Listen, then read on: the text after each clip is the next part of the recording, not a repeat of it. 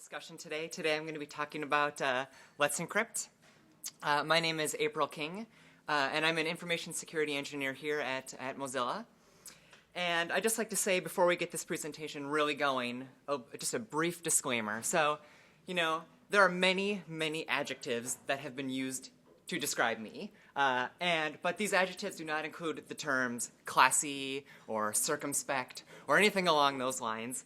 But because this presentation is apparently being recorded, I'm going to try to be at least a little bit of both of those as best I can, but no promises.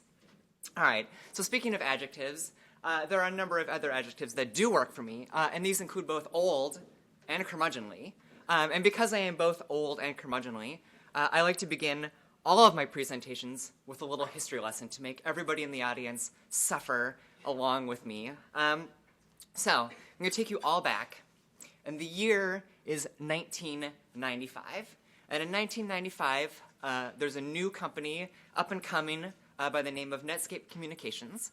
And this up-and-coming company releases a web browser. And this particular web browser is actually really special because, oh my gosh, I should advance the slides. Because for the first time in history, it includes support for a protocol called SHTTP, which later became known as HTTPS. And this was a really big deal because for the first time in history, the average human being had access to secure, private communications over an untrusted network. Now, I mean, sure, there was encryption before 1995, obviously. Like, if you were very technically inclined, you might have had access to a tool called PGP, and you could use this tool to generate keys and send them to your friends, and you guys could send messages back and forth, but it certainly wasn't very easy. And if you were a huge corporation with piles of money, you could pay IBM to come out, and IBM would set up a nice system for you, and you could have encrypted communications between your data centers and whatnot. And of course, if you were a government, then you had your own army of mathematicians and cryptographers to do all this work for you. But, if you were just the average human being, you didn't have access to this. So this is a really big deal. Now, you're probably thinking to yourself, so 1995, you're thinking to yourself, obviously if you're good at arithmetic, 1995, that's 21 years ago. So given that it's been 21 years, we must be doing an amazing job, right? Everything on the internet must use HTTPS, right? 21 years. But it turns out that actually we're kind of doing a lousy job. See, 21 years later, we've just found through our data from people who opt in to share their information with Mozilla that only about 43% of initial page requests are done over HTTPS. And in fact, only 65% of those follow-up requests are done over HTTPS. And that would be for things like JavaScript files and images and things like that.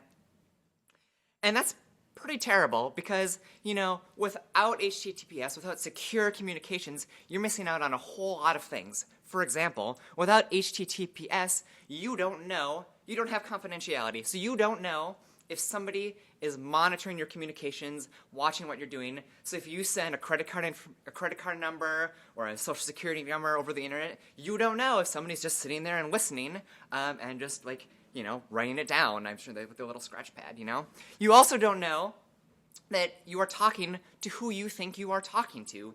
Without HTTPS, you can type www.mozilla.org into your web browser, and you might get a site, and it might look like mozilla.org, and you might click to download Firefox, and you might get a file that proclaims to be Firefox, but because you didn't use HTTPS, you don't actually know if that's the case. That could have been somebody impersonating our website and offering you up a Trojan version of Firefox. And what's more, you also don't have integrity. See, without HTTPS, you don't know if somebody is injecting content in the things you are requesting or sending. So we see this a lot, especially with network providers all around the world.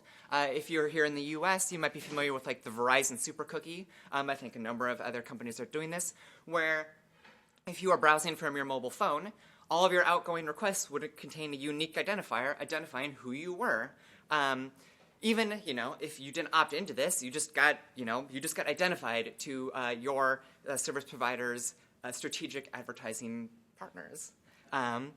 And we also see this a lot, particularly in Asia. We see a lot of content injections that put ads in the pages you're trying to browse.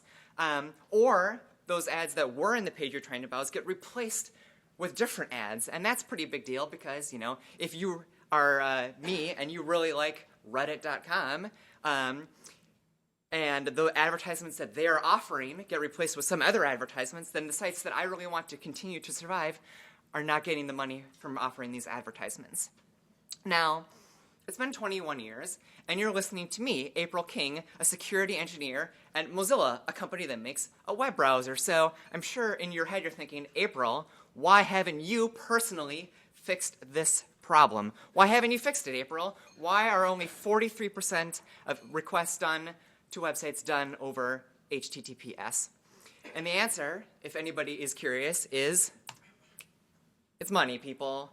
Yes, indeed. In fact, if you want to have a secure website on the internet, if you want to use HTTPS, you need to have what's called a digital certificate. And a digital certificate, it's like a file, it's kind of like a driver's license. It identifies you to the people who are visiting your website and allows them to verify mathematically, cryptographically, that they are, in fact, talking to who they think they are. Now, these certificates are issued by about 2,000 or so different entities around the world, and these entities are called certificate authorities. And these certificate authorities want to make money. Now, money is pretty great. If you were to come up to me and be like, April, would you like some more money? I would be like, why, yes, I would. I would indeed enjoy some more money. And I don't blame these certificate authorities. They also want more money. But the problem with money is that when things cost money, things tend to be like difficult, painful, lousy experiences. See, because when they're lousy and painful, you kind of get locked in, but it's the pain that you know, right? So traditionally, right, if you've wanted a certificate, you type some arcane command into your computer and you get a private key, and then you type another command and it generates a file called a certificate signing request. And then you take that file and you might copy it and go to your certificate authority and paste it in some web form, and then you submit, and then a bunch of back and forth while they verify you are who you say you are, and then they give you a file, and you download that file and upload it to your web server. It's a pain in the butt. It really sucks. I hate doing it.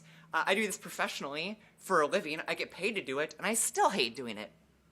Well, I have some good news to everybody here in the audience and watching, and that is there's a new certificate authority in town, and it's called Let's Encrypt, and it's amazing, and I'm going to tell you why it is, in fact, super duper amazing. Now,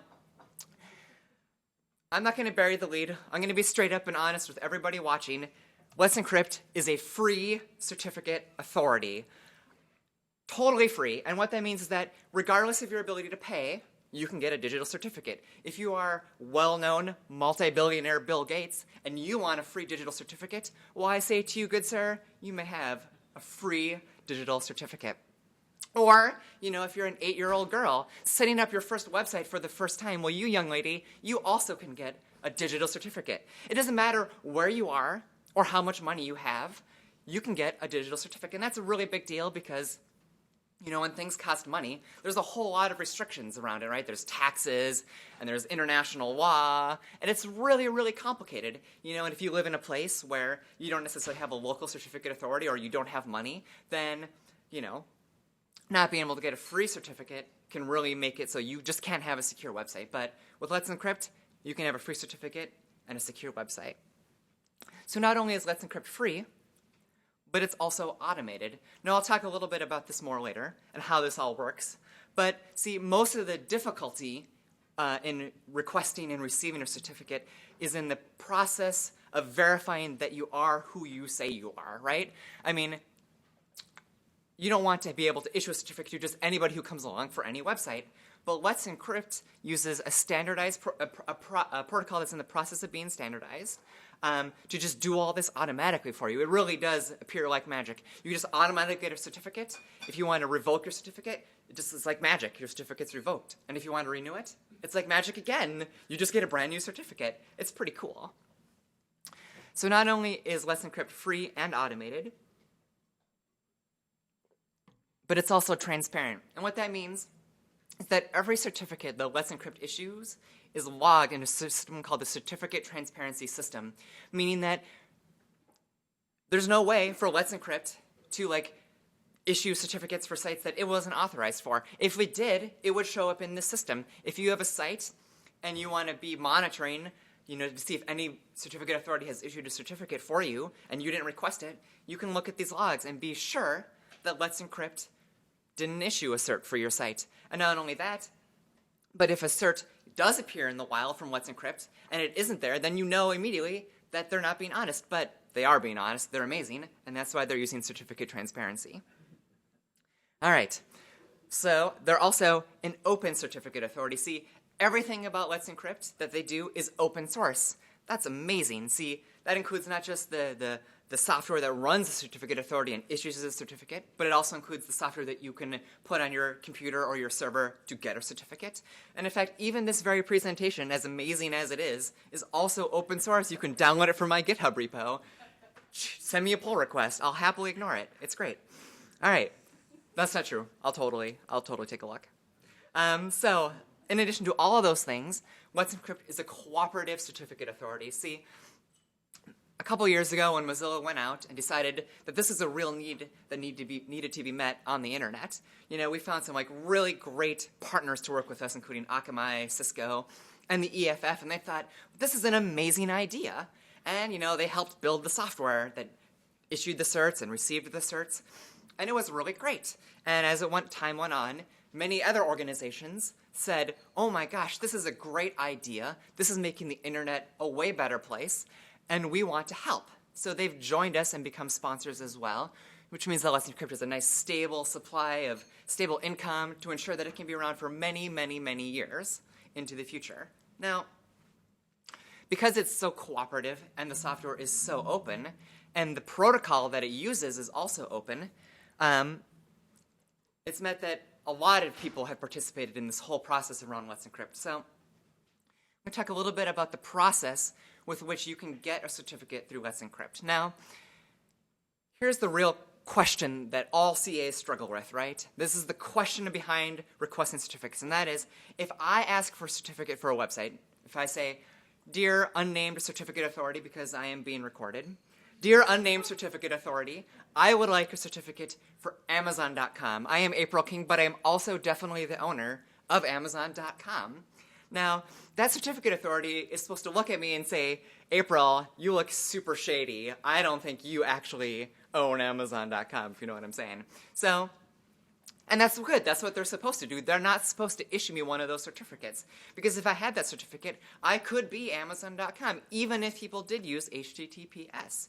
Now, historically, there's been a number of different ways that we have verified that somebody actually owns a domain that they claim they own.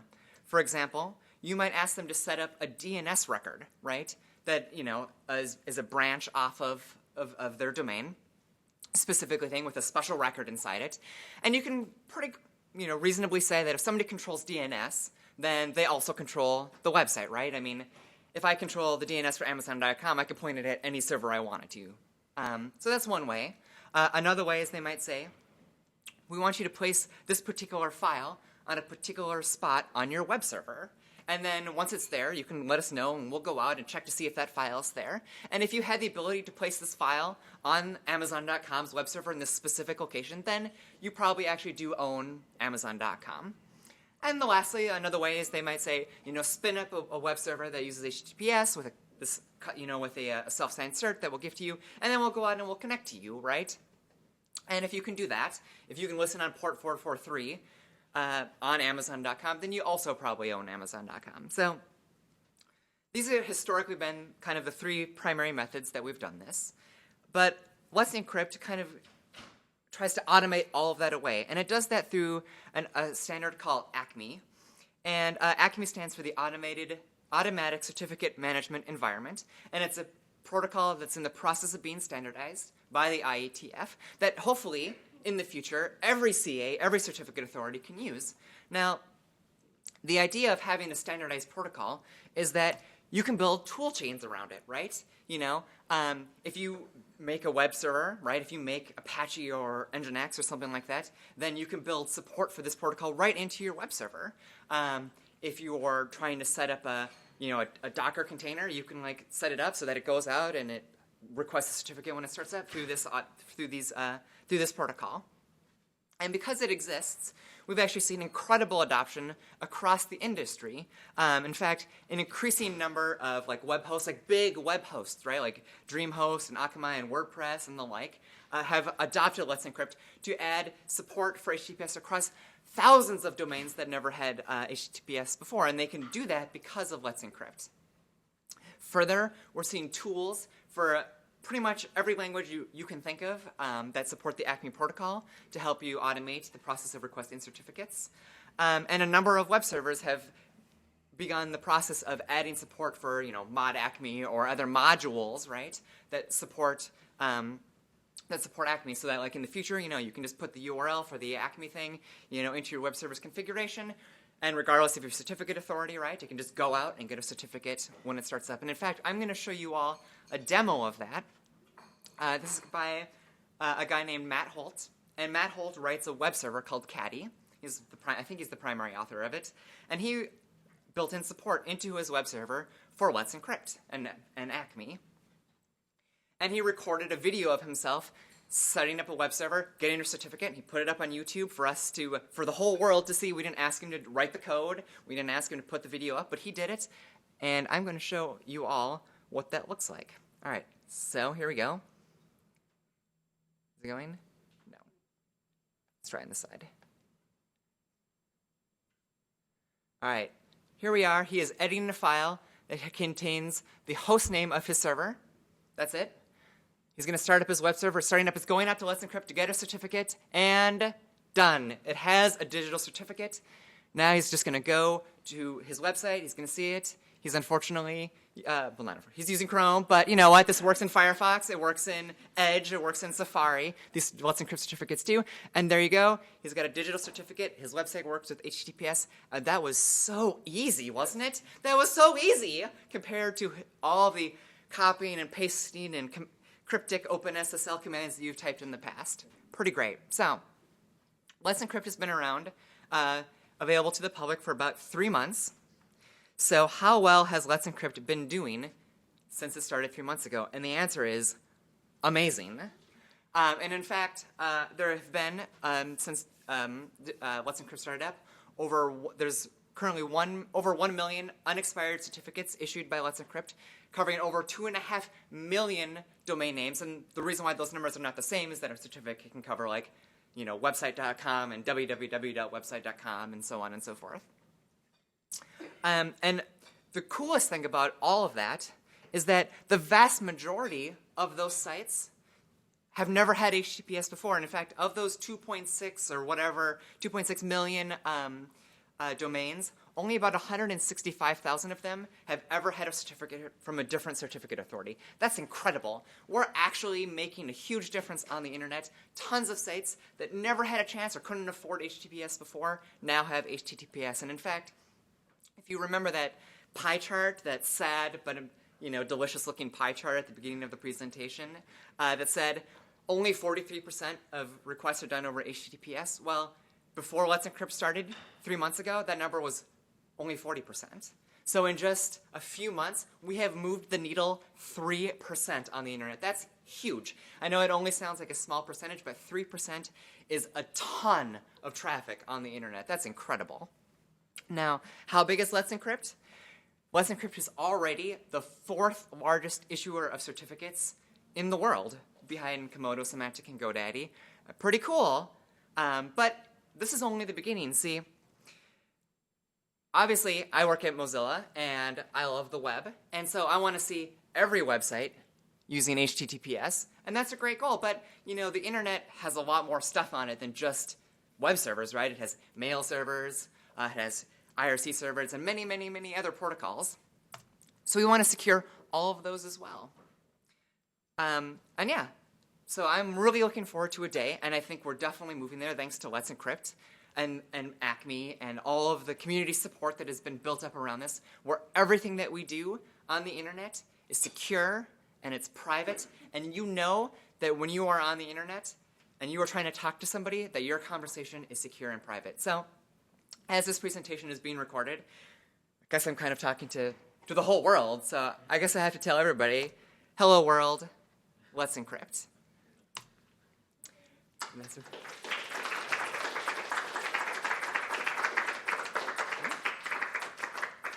So does anybody here in the audience here in Portland have any questions that I can answer? Yes? Does it do wildcard search? Let's Encrypt does not do wildcard certs. And the reason for that is one is that wildcard certs can kind of lead to a number of security issues. And two is that it's just so easy to get a cert for whatever name you need with Let's Encrypt. Like, there's no real need to get a wildcard cert. You just start up a server, and if you've never guided a cert before, you just run a command, and you have a cert. So it doesn't support wildcard certs. Another thing that people often ask me is, can I get like a 3-year-long certificate with Let's Encrypt? And you cannot do that either. One of the things that Let's Encrypt does is they issue short-lived certificates. Their certificates live for about 3 months. And because they only live for 3 months, it tends to lead to a world where this sort of stuff, this certificate requesting and website configuration stuff, is automated, right? If your certificates expire every 3 months, you can't deal with a process where, like, maybe you write a piece of code that monitors all of your sites and goes out every day and sends you a list of expired certs, and then you go and upload new ones because you'd never be able to make it work. So it forces people to automate the issuance of certificates on their web server, so that like you're constantly getting new certs, and you know that you're constantly safe, and you're constantly using the most secure methods of securing your site. How difficult is it to automate certificate renewal? So that same command, that same single command that it takes to issue a certificate, is basically the exact same command you use to get a brand new one. So most people I know just have like a process that runs every couple months. Usually on the first of the month, I don't recommend it. Maybe things are a little slower because everybody thinks the first of the month is the best day. But they just have a process that runs every month or two that just goes out and just grabs a new certificate. It's really, really easy to automate that way. Yep. Yes? So why would anyone use a traditional CA? Yep. So the question is, why would anyone use a traditional CA? So Let's Encrypt is not, they're not like trying to take over the world. Like their goal is to make certificates available to everybody. But, these use cases that Let's Encrypt meets are not like every possible use case. Like, there's a lot of hardware on the internet, a lot of devices that you just can't, they're not getting updates. You can upload new certificates to them, but you can't write new code for them. There's not going to ever be support for Acme built into them. And those use cases, like having the option to be able to get a 3-year-long certificate and go out and install it once and be sure that it's fine for 3 years is great. And there's a number of use cases that traditional CAs meet that Let's Encrypt doesn't, and that's great, But for the average person who wants a certificate for their website, but has never been able to get one before, Let's Encrypt is the perfect solution for getting that certificate. Yes? Are there capabilities that or features that still need to be built either like in general or to be able to tackle like email and chat and things like that, or is everything sort of like ready, it just needs to be adopted by these other people? So the question was, are there features that need to be built to kind of help supporting chat and email and other things like that? And the answer is yes. So like currently Let's Encrypt is a little bit limited. Like how Mod Acme works is it will either place a file in your web server, like so you don't have to like restart it, or it starts up a server that listens on port 443, and Let's Encrypt will talk to that system to verify the domain ownership. But for a lot of systems, that's not possible, right? Like if you just have a mail server, you're not going to want to also install a web server or install maybe this whole tool chain on there to do that. So there's work on possibly identifying another port that could be used. There's work on just the whole tool chain around all of the other tools that people use. Now, it's not too difficult in my experience to make it work with those things. Like there's one command you can run with Let's Encrypt. It just is standalone, right? It doesn't work in conjunction with any web servers. And all it does is it starts up and it puts a certificate on your file system for your domain. So, you just run this one command on your mail server for mail.mozilla.org, and it goes out and gets a certificate for mail.mozilla.org. And all you have to do is just, make that automated, have it update every couple months, and you point your mail server at that certificate file, that it just gets put on your file system and just have it reload every couple months as well, and then you're done. So it's not really too hard to get it working with non-webby things, but the toolchain could certainly be a lot better. Yeah. Yes? So why is every couple months the recommended cadence for renewal? It seems like once you've got everything automated and just getting renewed in the background, what are the disadvantages to renewing on a weekly or even daily basis? So that's a great question. The question was, why 3 months? Like, why did you pick 3 months instead of 1 week for the certificate expiration, or 1 year, or whatever? Why 3 months? And the answer is that 3 months was kind of like a reasonable compromise. So one of the things that really is terrible about HTTPS on the internet is that, and certificates, is that it's really hard to revoke a certificate. And what I mean by revoking a certificate is saying that this certificate, if you see it in the wild, is no longer valid for my website, right, or my mail server, or whatever. And there's historically been a number of different protocols to make this work, but they've all sucked. They're all terrible. They're all really, really bad. And it's getting a little bit better, but still, the process of revocation is kind of painful. And so when you have a short-lived certificate, the one that kind of lasts for only a few months or a couple weeks, you kind of get revocation for free, right? What I mean by that is that if somebody breaks into your system and they steal the private keys and they steal your certificates, right, that certificate is only going to be valid for a very short period of time. So while that is super bad, right, it'll expire very quickly and those keys will no longer be valid, or that certificate at least will no longer be valid. Now, as to why it is 3 months and not like a week, which would obviously be better. I mean, if you're right, if you have it automated, you could just have it get a new cert every night. And the answer is mostly that, like, for people's comfort, right? If people are used to requesting a certificate that lasts for 2 years, right, and all of a sudden you're saying you're only going to get a certificate that lasts for a week, then people get really nervous. They're like, well, what if my build system breaks, right? And for some reason I can't fix it in a week, right? Then your certificates are going to go bad, right? So there's no reason why it couldn't be shorter, and I think in the future there might be the ability to request shorter-lived certificates. But like 3 months was considered like kind of like a reasonable compromise between security and usability. Yeah. Yes. So other CAs always talk about how broad their browser support is, like what browsers support certs from them. What's the browser support like for Let's Encrypt? So the question was, what does the browser support look like for Let's Encrypt? And the answer is really, really, really good. So if you use any kind of modern browser, then you will have just support for Let's Encrypt. And the way they kind of go about this is that obviously you think to yourself, well, if Let's Encrypt is what's called a root certificate authority, they issue certificates, right? That needs to get put into all of these browsers. But how do you go back and fix how do you go back and fix Firefox 38, right? We can't release a new build of an old version of Firefox that includes Let's Encrypt.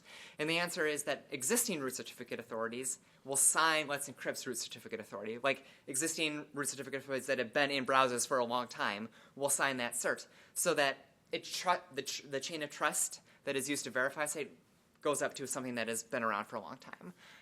So what that means is that if you have a cert issued by Let's Encrypt right now, it should work with pretty much anything made in the last quite a while. It works in all the major web browsers, it works in Java, it works in pretty much everything you would expect.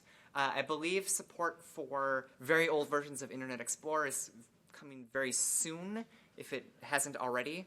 But by and large, if you have a site on the internet and you use Let's Encrypt, you can be pretty comfortable, in fact, that your user base will be able to connect to you just fine. Yep. All right. Yes, one more question. Is there anything that prevents you from requesting certs more frequently than every 3 months? The question is there anything that prevents you from requesting certs more frequently? And the answer is no, you can request certs more frequently. The only downside is that, Let's Encrypt has a certain amount of,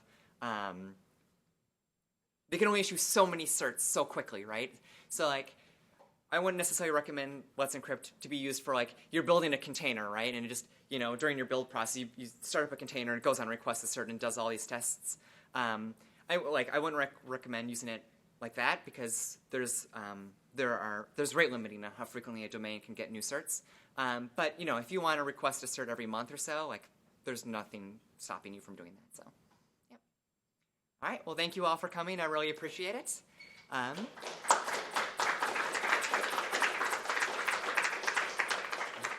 Have a wonderful day.